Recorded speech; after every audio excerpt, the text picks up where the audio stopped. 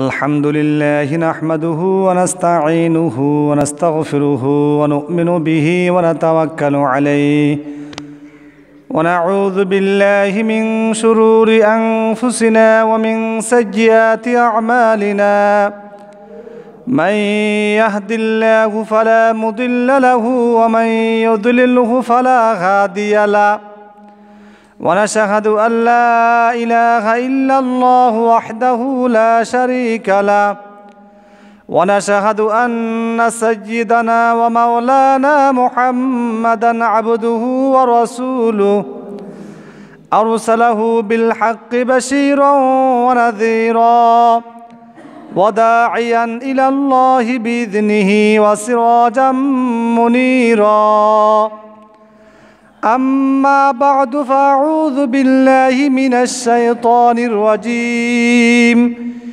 بسم الله الرحمن الرحيم يا أيها الذين آمنوا ادخلوا في السلم كافة ولا تتبعوا خطوات الشيطان إنه لكم عدو مبين وقال رسول الله صلى الله عليه وسلم المسلم من سلم المسلمون من لسانه ويده أو كما قال عليه الصلاة والسلام اللهم صل على محمد وعلى آل محمد كما صليت على إبراهيم وعلى آل إبراهيم إنك حميد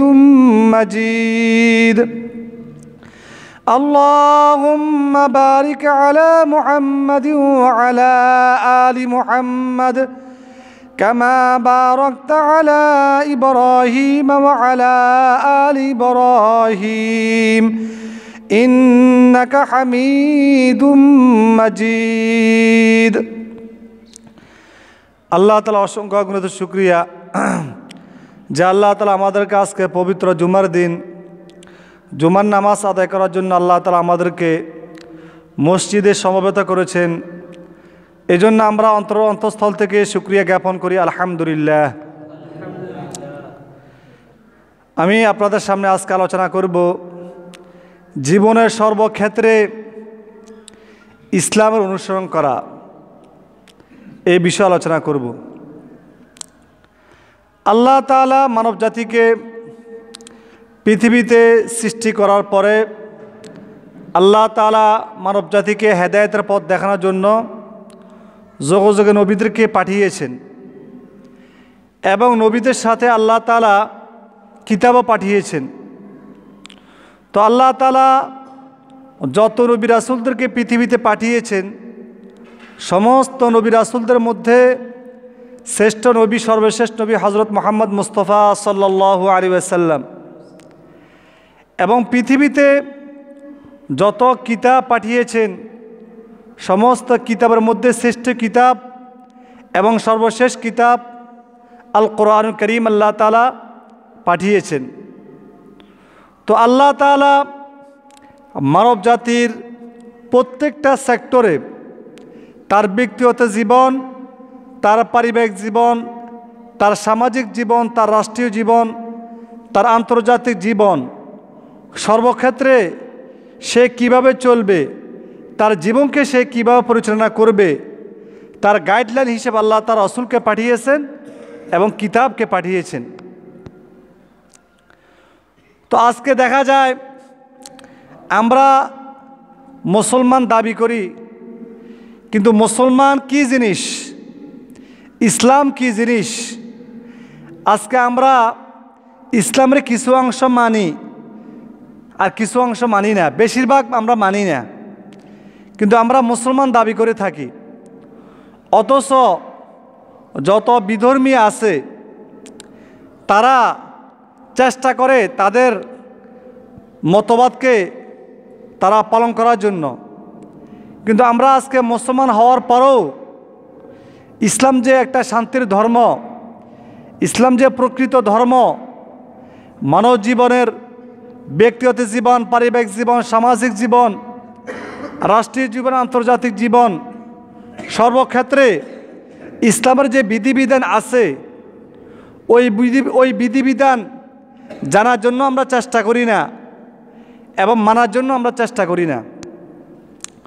অথচ আল্লাহ তাআলা কোরআন মাজিদে ঘোষণা করেছেন সূরাতুল বাকারার 208 নম্বর আয়াতের মধ্যে, আউযু বিল্লাহি মিনাশ শাইতানির রাজীম, ইয়া আইয়ুহাল্লাযীনা আমানু দুখুলু ফিস-সিলমি কাফা ওয়া লা তাত্তাবিউ খুতুওয়াতিশ শাইতান ইন্নাহু লাকুম আদুউম মুবিন। হে ঈমানদারগণ, উদখুলু ফিস-সিলমি কাফা, তোমরা পরিপূর্ণভাবে ইসলামের মধ্যে তোমরা প্রবেশ করো। ওয়ালা তাত্তাবিউ খুতুওয়াতিশ শাইতান, তোমরা শয়তানের পদঙ্ক অনুসরণ করো না। ইন্নাহু লাকুম আদুউম মুবিন, নিশ্চয় শয়তান তোমাদের চিরশত্রু, তোমাদের প্রকাশ্য শত্রু। আল্লাহ তাআলা এই আয়াতের মধ্যে সারা বিশ্বের মানবতাকে শিক্ষা দিয়েছেন যে মানুষ কিভাবে তার ব্যক্তিগত জীবনকে পরিচালনা করবে, তার সামাজিক জীবনকে পরিচালনা করবে, তার রাষ্ট্রীয় জীবনকে পরিচালনা করবে, তার আন্তর্জাতিক জীবনকে পরিচালনা করবে। এই আয়াতের মধ্যে আল্লাহ তার দিক নির্দেশনা দিয়েছেন উদখুলু ফিস-সিলমি কাফা, যে হে ঈমানদারগণ, তোমরা পরিপূর্ণভাবে ইসলামের মধ্যে প্রবেশ করো। তোমরা ইসলামের কিছু অংশ তোমরা অনুসরণ করবে আর কিছু অংশ অনুসরণ করবে না, তা হবে না। যদি ইসলাম অনুযায়ী চলতে চাও তাহলে পরিপূর্ণভাবে ইসলামের অনুসরণ করে তুমি তোমার জীবনকে পরিচালনা করো। এই আয়াতের প্রেক্ষাপট হলো হযরত আব্দুল্লাহ বিন সালাম রাদিয়াল্লাহু তাআলা আনহু এবং ওনার সাথীবর্গ। আব্দুল্লাহ বিন সালাম যখন উনি ইহুদি ছিলেন, উনি ইহুদি থেকে উনি ইসলাম ধর্ম গ্রহণ করেছেন। তো ইহুদি ধর্মের মধ্যে একটা প্রথা ছিল, ওটের গোশত হারাম ছিল।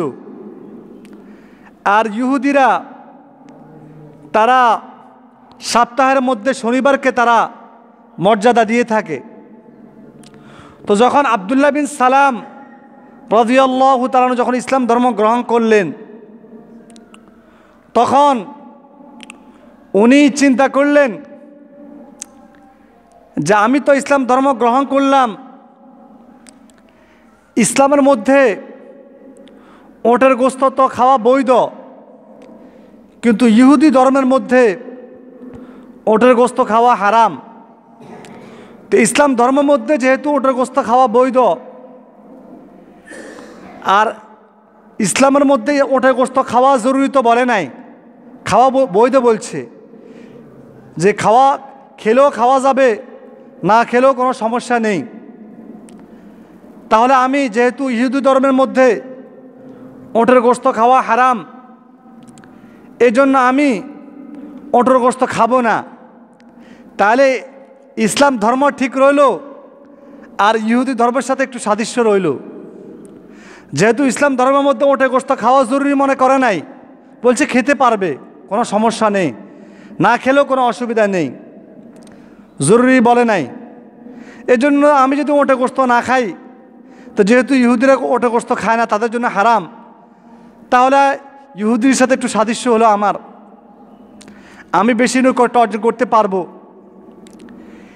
আর ইসলাম ধর্মের মধ্যে সমস্ত দিন সমান, সমস্ত দিনের মর্যাদা সমান।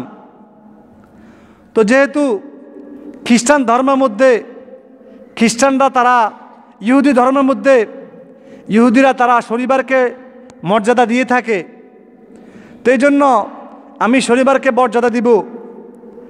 তাহলে ইসলাম ধর্মের সাথে সাংঘর্ষিক হলো না, ইহুদি ধর্মের সাথে সাংঘর্ষিক হলো না, তাহলে উভয় ধর্মের সাথে আমার আমল হলো, আমি নৈকট্য অর্জন করতে পারবো।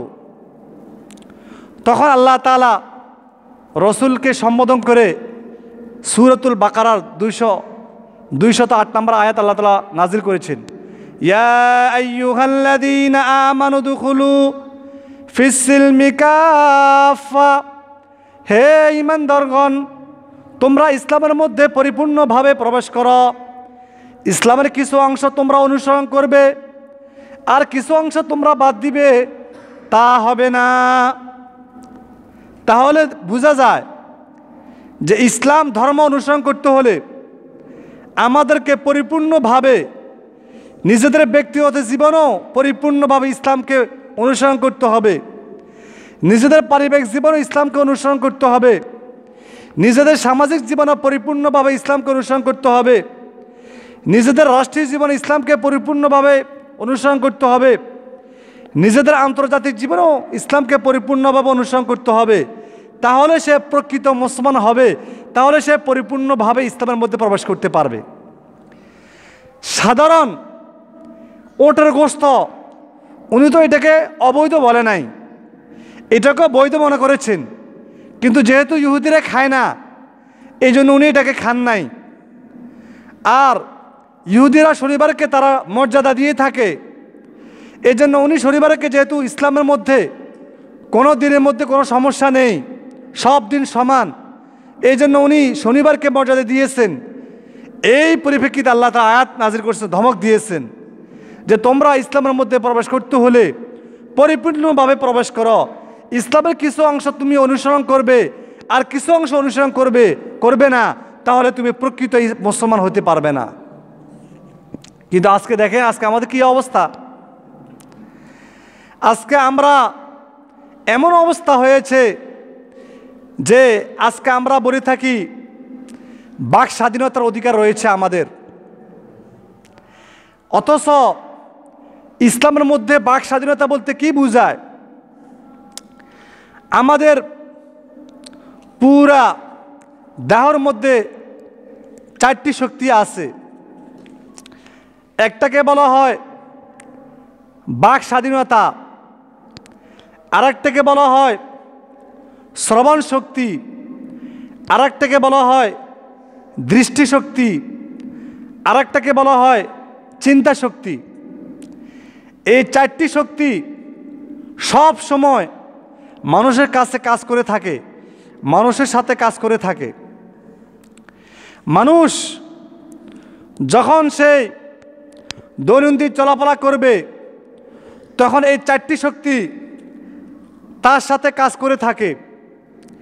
এই 4টি শক্তিকে সে সবসময় নিয়ন্ত্রণ করতে হবে। প্রথম হলো বাক শক্তি, কথা বলার শক্তি।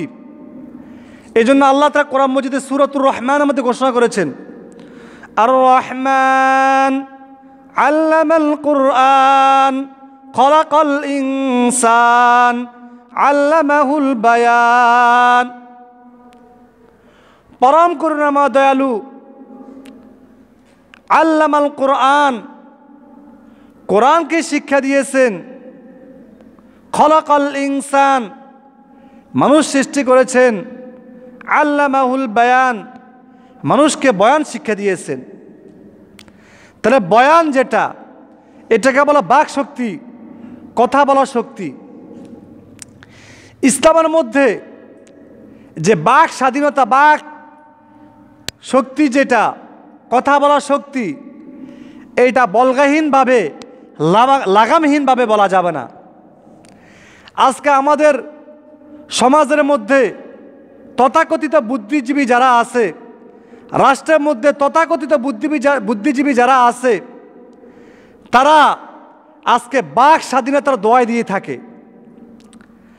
তারা বলে থাকে যে আমার ব্যক্তি স্বাধীনতা রয়েছে, আমার ব্যক্তিগতভাবে কথা বলার অধিকার রয়েছে। অথচ ইসলাম বলে ব্যক্তি স্বাধীনতা তোমার অধিকার রয়েছে, বাক স্বাধীনতার অধিকার রয়েছে, তবে বাক স্বাধীনতা তুমি লাগামহীনভাবে কথা বলতে পারবে না।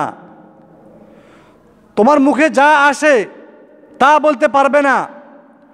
তোমার মুখে যা আসে তুমি ইসলামের বিরুদ্ধে কথা বলবে, তুমি মুসলমানের বিরুদ্ধে কথা বলবে, তুমি দাড়ি টুপির বিরুদ্ধে কথা বলবে, তুমি ইসলামের আদর্শ নিয়ে কথা বলবে, তুমি রাসূলের আদর্শের বিরুদ্ধে কথা বলবে, তুমি আলেম ওলামাদের বিরুদ্ধে কথা বলবে। তোমার সে অধিকার ইসলামে দেয়নি তোমাকে। তোমার ইসলামে দিয়েছে বাক স্বাধীনতা বলতে, তোমার যে কথা বলার যে শক্তি, সে শক্তি থাকবে ইসলামের গণ্ডির ভিতরে থেকে। তোমাকে কথা বলতে হলে রাসূলের আদর্শ নিয়ে কথা বলতে হবে, তোমাকে কথা বলতে হলে ইসলামের পক্ষে কথা বলতে হবে, তোমাকে কথা বলতে হলে কোরআনের পক্ষে কথা বলতে হবে, তোমাকে কথা বলতে হলে যারা নবীদের ওয়ারিস উত্তরসূরি আলেম ওলামা ওদের পক্ষে কথা বলতে হবে। তুমি লাগামহীনভাবে কথা বলতে পারবে না। তাহলে এই জন্য আল্লাহ তাআলা বিশ্ব মানবতাকে এই আয়াত নাজিল করে ঘোষণা দিয়েছেন, উদখুলু ফিস-সিলমি কাফা, যে তোমরা পরিপূর্ণভাবে ইসলামের মধ্যে প্রবেশ করো। ইসলামের কিছু অংশ তোমরা অনুসরণ করবে আর কিছু অংশ অনুসরণ করবে না, তা হতে পারে না। যদি ইসলাম তুমি মুসলমান বলে দাবি করতে চাও, তাহলে ইসলাম কোড অফ লাইফ, ইসলাম পরিপূর্ণ জীবন ব্যবস্থা তোমাকে প্রত্যেকটা সেক্টরে, তোমার ব্যক্তিগত জীবনে, তোমার পারিবারিক জীবনে, তোমার সামাজিক জীবনে, তোমার রাষ্ট্রীয় জীবনে, তোমার আন্তর্জাতিক জীবনে, সর্বসেক্টরে সর্বক্ষেত্রে তোমাকে ইসলামের অনুসরণ করে, তোমাকে ইসলামের জীবন বিধানকে অনুসরণ করে তোমাকে চলতে হবে। তাহলে ব্যক্তি স্বাধীনতা আর বাকশক্তি যে জিনিসটা, সেটা লাগামহীন না। সেটা হলো যে আমার মুখে যা আসে আমি তা বলতে পারবো না, গীবত শিকায়ত করতে পারবো না, চগলখুরি করতে পারবো না, অন্যায়ভাবে মানুষকে কথা বলতে পারবো না, মানুষের উপর জুলুম নির্যাতন করতে পারবো না, কটু বাক্য বলতে পারবো না। আমার জবানকে হেফাজত করতে হবে। এই জন্য আল্লাহ তাআলা কোরআন মজিদের মধ্যে সূরাতুর রহমানের মধ্যে ঘোষণা করেছেন, আল্লামাহুল বায়ান, যা আমি মানুষকে সৃষ্টি করেছি এবং বয়ান শিক্ষা দিয়েছি, কথা বলার শক্তি দিয়েছি আমি মানুষকে। দেখেন, যার বাক শক্তি নেই, যে কথাবার্তা বলতে পারে না, আমরা তাকে বোবা বলে থাকি।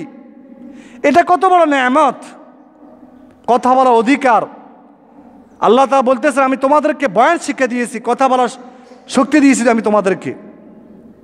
আল্লামাহুল বায়ান। এই জন্য এই বাক শক্তি, এই বাক স্বাধীনতা, এটা তুমি লাগামহীনভাবে কথাবার্তা বলতে পারবে না। তুমি কিয়ামতের ময়দানে তোমার সমস্ত অঙ্গ প্রত্যঙ্গ তোমার বিরুদ্ধে সাক্ষী দিবে, তোমার জুবান বন্ধ হয়ে যাবে, তোমার সবার শক্তি বন্ধ হয়ে যাবে, তোমার দৃষ্টিশক্তি বন্ধ হয়ে যাবে, তোমার সমস্ত অঙ্গ প্রত্যঙ্গ কিয়ামতের ময়দানে তোমার বিরুদ্ধে সাক্ষী দিবে। তোমার প্রত্যেকটা অঙ্গ প্রত্যঙ্গ বলতে থাকবে যে আল্লাহ, দুনিয়াতে আপনি যে বান্দাকে পাঠিয়েছেন, এ বান্দা ইসলামের বিপক্ষে কথা বলেছে, কোরআনের বিপক্ষে কথা বলেছে, আলেম ওলামাদের বিপক্ষে কথা বলেছে, দাড়ি টুপির বিপক্ষে কথা বলেছে, কোরআনের বিপক্ষে কথা বলেছে, মানুষের গীবত করেছে, শিকায়ত করেছে, পরনিন্দা করেছে, মানুষের যত ধরনের কষ্ট ক্লেশ আছে সমস্ত কষ্ট ক্লেশ মানুষকে দিয়েছে। কিয়ামতের ময়দানে তোমার এই বাক শক্তি বন্ধ হয়ে যাবে। তারপরে দ্বিতীয় আরেকটি শক্তি হলো মানুষের দৃষ্টিশক্তি। এটা আল্লাহ তাআলার অনেক বড় নেয়ামত। মানুষকে দেখার জন্য আল্লাহ তাআলা যে জায়গাতে লাইট ফিট করা দরকার, আল্লাহ তাআলা সেই জায়গাতে লাইট ফিট করে দিয়েছেন। কত বড় নেয়ামত! যাদের দৃষ্টিশক্তি নাই তারা বুঝে এটা কত বড় নেয়ামত। তো এই জন্য কিয়ামতের ময়দানে এই দৃষ্টিশক্তি সম্পর্কে আমাদেরকে জিজ্ঞাসা করা হবে। আমি যে তোমাদেরকে এই চোখের দৃষ্টিশক্তি দিয়েছি, তুমি এটা কোন কাজে তুমি ব্যয় করছো, কোন খাতে তুমি ব্যয় করছো? এই দৃষ্টিশক্তি দিয়ে তুমি কোন কাজ করছো? তুমি কি এই দৃষ্টিশক্তি দিয়ে যে সমস্ত নাজায়েজ কাজ রয়েছে, বেহায়াপনা কাজ রয়েছে, সেগুলি তুমি দেখেছ, নাকি তুমি কোরআন দেখে কোরআন শরীফ তেলাওয়াত করেছ, চোখে দেখে দেখি মসজিদে আসছ, দিনের কথা শুনেছ, দিনের কাজে গিয়েছ, নাকি এই চোখের দৃষ্টিশক্তিকে দিয়ে তুমি বিভিন্ন অশ্লীল কাজ, বিভিন্ন বেহায়াপনা, বিভিন্ন পর্ণ এগুলো তুমি দেখেছ? কিয়ামতের ময়দানে এই দৃষ্টিশক্তি সম্পর্কে জিজ্ঞাসা করা হবে। 3 নম্বর শক্তি মানুষের মধ্যে শ্রবণ শক্তি। কিয়ামতের ময়দানে তাকে তার শ্রবণ শক্তি সম্পর্কে জিজ্ঞাসা করা হবে যে আমি তোমাকে কানে শোনার শক্তি দিয়েছি, তুমি কি এ কান দিয়ে কোরআন শুনেছ, হাদিসের কথা শুনেছ, দিনের কথা শুনেছ, রাসূলের কথা শুনেছ, নাকি এ কান দিয়ে তুমি এরকম বিভিন্ন নাচ, বিভিন্ন গান শুনেছ, যেগুলোর কারণে মানুষ জিনার প্রতি আসক্ত হয়, এই সমস্ত অশ্লীল গান শুনেছ, না কি করেছ? কিয়ামতের ময়দানে তোমার এই শ্রবণ শক্তি সম্পর্কে জিজ্ঞাসা করা হবে। এরপরে মানুষের মধ্যে আরেকটি শক্তি আছে, যেটাকে বলা হয় চিন্তা শক্তি। মানুষ সব সময় যে কোনো বিষয়ে চিন্তা ফিকির করে, তো কিয়ামতের ময়দানে তাকে জিজ্ঞাসা করা হবে যে আমি তোমাকে যে চিন্তা শক্তি দিয়েছি, এই মেধা শক্তি দিয়ে তুমি কি করেছ, কি কাজ করেছ? তুমি কি এই মেধা শক্তি দিয়ে দিনী কাজ করেছ, নাকি মেধা শক্তি দিয়ে ইসলামকে ধ্বংস করার জন্য তুমি চিন্তা ফিকির করেছ? এই মেধা শক্তি দিয়ে, এই মেধা শক্তি খাটিয়ে তুমি এরকম জুলুম নির্যাতন করার জন্য চেষ্টা করতেছ। এই জন্য কিয়ামতের ময়দানে তোমার এই চিন্তা শক্তি সম্পর্কে জিজ্ঞাসা করা হবে।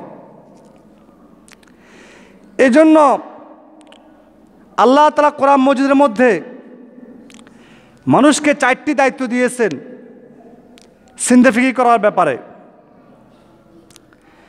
এক আয়াতের মধ্যে আল্লাহ তাআলা ঘোষণা করেছেন, ইন্না ফি খালকিস সামাওয়াতি ওয়াল আরদি ওয়া ইখতিলাফিল লাইলি ওয়ান নাহার লাআয়াতিন লিউলিল আলবাব الذين يذكرون الله قياما وقعودا وعلى جنوبهم ويتفكرون في خلق السماوات والأرض। এই আল্লাহ তাআলা এই আয়াতের মধ্যে ঘোষণা দিয়েছেন, ইন্না ফি খালকিস সামাওয়াতি ওয়াল আরদি ওয়া ইখতিলাফিল লাইলি ওয়ান নাহার, নিশ্চয় আসমান জমিনের সৃষ্টির মধ্যে, রাত্র দিন পরিবর্তন করার মধ্যে লাআয়াতিল লিউলিল আলবাব, যারা জ্ঞানী রয়েছে তাদের জন্য নিদর্শন। যা আল্লাহ তাআলা বিশাল আসমানকে সৃষ্টি করেছেন, বিশাল জমিনকে আল্লাহ তাআলা সৃষ্টি করেছেন। তোমরা আসমানকে নিয়ে চিন্তা ফিকির করো, তোমরা জমিনকে নিয়ে চিন্তা ফিকির করো। যা আল্লাহ তাআলা বিশাল আসমানকে সৃষ্টি করেছেন, কোনো নমুনা লাগে নাই, কোনো খুঁটি লাগে নাই, খুঁটিবিহীন আল্লাহ তাআলা আসমানকে সৃষ্টি করেছেন। শুধু এক আসমান না, 7 আসমানকে আল্লাহ তাআলা সৃষ্টি করেছেন। এই জন্য আল্লাহ তাআলা কোরআন মাজিদে অন্য আয়াতের মধ্যে আল্লাহ তাআলা ঘোষণা করেছেন, বাদিউস সামাওয়াতি ওয়াল আরদ, আল্লাহ তাআলা আসমান জমিনকে সৃষ্টি করেছেন নমুনাবিহীন, কোনো নমুনা লাগে নাই। আল্লাহ তাআলা বলেছেন কুন ফায়াকুন, হও, সাথে সাথে আসমান হয়ে গিয়েছে, জমিন হয়ে গিয়েছে। তো তোমরা আসমান জমিনকে নিয়ে তোমরা চিন্তা ফিকির করো। এই যে বিশাল আসমানকে সৃষ্টি করেছেন, এত সুন্দর আসমানকে সৃষ্টি করেছেন, কে সৃষ্টি করেছেন? আবার আসমানকে সৃষ্টি করার পরে গ্রহ নক্ষত্র দিয়ে আল্লাহ তাআলা আসমানকে সাজিয়েছেন, কে করেছেন? তোমরা এই সমস্ত সৃষ্টিজীব নিয়ে চিন্তা ফিকির করো। যারা আল্লাহ তাআলা সৃষ্টিজীব নিয়ে চিন্তা ফিকির করবে তারা হলো জ্ঞানী। আজকে আমরা বুদ্ধিজীবী বলে থাকি, তথাকথিত বুদ্ধিজীবী বলে থাকি, যারা ইসলামকে ধ্বংস করার জন্য বিভিন্ন কলাকৌশল অবলম্বন করে, যারা পৃথিবী থেকে কোরআনকে উৎখাত করার জন্য বিভিন্ন কলাকৌশল অবলম্বন করে, তাদেরকে আজকে আমরা বুদ্ধিজীবী বলে থাকি। অথচ আল্লাহ তাআলা বলেছেন লাআয়াতিল লিউলিল আলবাব الذين يذكرون الله قياما وقعودا وعلى جنوبهم ويتفكرون في خلق السماوات والأرض আল্লাহ তাআলা বলতেছেন যারা আসমান জমিনকে নিয়ে চিন্তা ফিকির করবে, যারা রাত্র দিন পরিবর্তন হচ্ছে এগুলো নিয়ে চিন্তা ফিকির করবে, এবং যারা সর্বাবস্থায় তার দাঁড়ানো অবস্থায়, বসা অবস্থায়, শোয়া অবস্থায় আল্লাহ তাআলা স্মরণ রাখবে, আল্লাহ তাআলা জিকির করবে, সর্বাবস্থা রাসূলের আদর্শ অনুযায়ী জীবনযাপন পরিচালনা করবে, এবং সে এই কথা বলে যে আল্লাহ তাআলা যে রব্বানা মা খলাকতা হাযা বাতিলা, যে আল্লাহ তাআলা এই পৃথিবীকে সৃষ্টি করেছেন, অনর্থক সৃষ্টি করেন নাই। যারা এগুলো চিন্তা ফিকির করে আল্লাহ তাআলা তাদেরকে বলতেছেন লিউলিল আলবাব, এরাই হলো প্রকৃত জ্ঞানী, এরাই হলো প্রকৃত বুদ্ধিজীবী।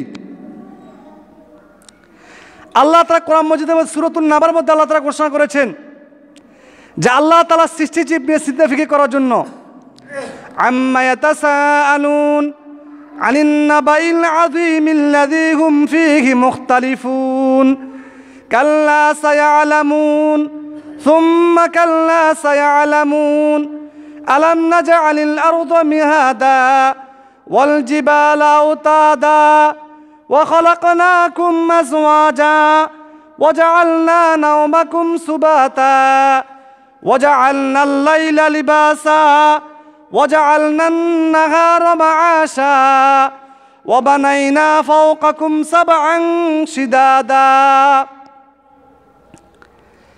আল্লাহ তাআলা সূরাতুন নাবার মধ্যে আল্লাহ তাআলা যে সমস্ত নেয়ামত রয়েছে, সৃষ্টিজীব রয়েছে, বড় বড় সৃষ্টি সম্পর্কে আল্লাহ তাআলা মানুষদেরকে স্মরণ করিয়ে করিয়ে আল্লাহ তাআলা যে মানুষকে চিন্তা ফিকির করার জন্য আল্লাহ তাআলা কোরআন শরীফ আয়াত নাজিল করেছেন। আল্লাহ তাআলা বলতেছে তোমরা দেখো আনিন নাবাইল আযীম আল্লাযী হুম ফী মুখতালিফুন কাল্লা সায়ালামুন সুম্মা কাল্লা সায়ালামুন আলাম নাজআলিল আরদা মিহাদা। তোমরা কি দেখো না যে আমি তোমাদের জন্য পৃথিবীকে বানিয়েছি বিছানা স্বরূপ, এ জমিন তোমাদের জন্য আমি বিছানা স্বরূপ বানিয়েছি। তোমরা কি দেখো না, তোমরা কি চিন্তা ফিকির করো না, এই যে পৃথিবী, যখন আমি পৃথিবীকে সৃষ্টি করেছি 6 দিনে আমি আসমান জমিনকে সৃষ্টি করেছি। অন্য আয়াতের মধ্যে আল্লাহ তাআলা ঘোষণা করেছেন 6 দিনে আল্লাহ তাআলা আসমান জমিনকে সৃষ্টি করেছেন। যখন আসমান জমিনকে আল্লাহ তাআলা সৃষ্টি করেছেন, এই পৃথিবীকে সৃষ্টি করেছেন, তখন এই পৃথিবী কম্পন সৃষ্টি হয়েছে, কাঁপা আরম্ভ করেছে। তখন আল্লাহ তাআলা বিশাল বিশাল পাহাড়কে সৃষ্টি করেছেন। এজন্য আল্লাহ তাআলা বলতেছেন আলাম নাজআলিল আরদা মিহাদা ওয়াল জিবালা আওতাদা, আমি কি তোমাদের জন্য এই জমিনকে বিছানা স্বরূপ বানাইনি? আমি কি তোমাদের জন্য বড় বড় পাহাড়কে প্যারাক স্বরূপ বানাই নাই? অর্থাৎ যখন পৃথিবীকে সৃষ্টি করেছেন, পৃথিবীকে সৃষ্টি করার পরে যখন পৃথিবী এই জমিন কাঁপা আরম্ভ করেছে, তখন এই জমিনের কম্পনকে বন্ধ করার জন্য আল্লাহ তাআলা ফেরাক হিসেবে আল্লাহ তাআলা বড় বড় বিশাল বিশাল পাহাড়কে আল্লাহ তাআলা সৃষ্টি করেছে। যখন পাহাড়কে সৃষ্টি করেছেন তখন জমিনের কম্পন বন্ধ হয়ে গিয়েছে। এখন মানুষ চলাফেরা করতে পারতেছে, হাঁটা চলাফেরা সব কিছু করতে পারতেছে। যদি জমিন কাঁপতো সারা বছর, কিয়ামত পর্যন্ত যদি জমিনে কম্পন বন্ধ না হতো, মানুষকে চলাফেরা করতে পারতো? এটা কত বড় নেয়ামত। এই জন্য আল্লাহ তাআলা বলতেছে তোমরা আমার এই জমিনে চলাফেরা করতেছ, এই যে এটাকে আমি তোমাদের জন্য বিছানা স্বরূপ বানিয়েছি, তোমরা এই জন্য শুকরিয়া আদায় করো, চিন্তা ফিকির করো। তোমরা আমার জমিনে ধর্প বরে অহংকার করে তোমরা চলতেছ, তোমরা অহংকার করে চলেও না, বিনয়ের সহিত তোমরা এই জমিনে চলাফেরা করো। তোমরা এই জমিনে চলে অশ্লীল কাজ করো না, বেহায়াপনার কাজ করো না, জিনার কাজ করো না। তোমরা জমিনে যখন চলাফেরা করবে তখন বিনয়ের সহিত নম্রভাবে তোমরা চলাফেরা করো। আমি কি তোমাদের জন্য জমিনকে বিছানা স্বরূপ বানাইনি? আলাম নাজআলিল আরদা বিহাদা ওয়াল জিবালা আওতাদা ওয়া খালাকনাকুম আজওয়াজা। আর আল্লাহ তাআলা বলতেছেন যে আমি তোমাদেরকে কি জোড়া জোড়া সৃষ্টি করিনি? নর নারী, নারী পুরুষ জোড়া জোড়া আমি তোমাদেরকে সৃষ্টি করেছি। তো এটা তো কত বড় নেয়ামত তোমাদের জন্য, জোড়া জোড়া আমি তোমাদেরকে সৃষ্টি করেছি। এই জন্য তোমরা এই জোড়া জোড়া সৃষ্টি হওয়ার পরে তোমরা আমার নেয়ামত অস্বীকার করো না। তোমরা এই জন্য তোমার সাথে যে জোড়া রয়েছে তাকে বেপর্দা তুমি চালাইও না। তোমার অধীনে যে সমস্ত ছেলে সন্তান আছে তাকে ধর্মীয় শিক্ষা দাও। তোমার অধীনে যে সমস্ত তোমার মেয়েরা আছে তাদেরকে পর্দা অনুযায়ী তুমি তাদেরকে চালাও, ধর্মীয় শিক্ষা দাও। এই জন্য আল্লাহ তাআলা বলতেছেন, আমি তোমাদেরকে নেয়ামতের স্মরণ করাই দিচ্ছি। ওয়া খালাকনাকুম আজওয়াজা, আমি তোমাদেরকে জোড়া জোড়া সৃষ্টি করেছি। ওয়া খালাকনাকুম আজওয়াজা ওয়া জাআলনা নাওমাকুম সুবাতা। এরপর আল্লাহ তাআলা বলতেছেন, আমি তোমাদেরকে জোড়া জোড়া সৃষ্টি করার পরে এখন তোমরা দুনিয়াতে কিভাবে চলাফেরা করবে, তোমরা কি করবে? যদি রাত্র না থাকে, আবার যদি দিন না থাকে, পুরা দিন যদি রাত্র হয়ে যায় তাহলে কি হবে? আর পুরা রাত্র না হয়ে যদি পুরা সব দিন হয়ে থাকে তাহলে কি সমস্যা হবে? এই জন্য আল্লাহ তাআলা নেয়ামতের স্মরণ করাই দিচ্ছে। আল্লাহ তাআলা ওয়াজআলনা নাওমাকুম সুবাতা, আমি তোমাদেরকে যে নিদ্রা দিয়েছি, ঘুম দিয়েছি, এই নিদ্রাকে তোমাদের জন্য আমি আরামদায়ক বানিয়েছি। কিভাবে আরামদায়ক বানিয়েছেন দেখেন, যদি রাত্র না হয়ে পুরা 24 ঘন্টা যদি দিন হয়ে থাকে, তখন মানুষ যখন কাজকর্ম করবে তখন তার পুরা শরীর তখন ক্লান্ত হয়ে যাবে, তখন মানুষের কাছে আর কিছু ভালো লাগবে না। এখন যদি রাত্র না থাকে তখন মানুষ দিনের আলোতে যখন ঘুমাবে তার ঘুম আসবে না, বিভিন্ন শব্দ শুনতে পাবে, তার ঘুম ভেঙে যাবে, তখন মানুষের মস্তিষ্ক কাজ করবে না, মানুষের মেধা কাজ করবে না, খিটখিট করতে থাকবে। এই জন্য আল্লাহ তাআলা বলতেছেন, দেখো হে বান্দা, দেখো কত নেয়ামত তোমাদের জন্য আমি দিয়েছি। ওয়াজআলনা নাওমাকুম সুবাতা, আমি নিদ্রাকে তোমাদের জন্য আরামদায়ক বানিয়েছি।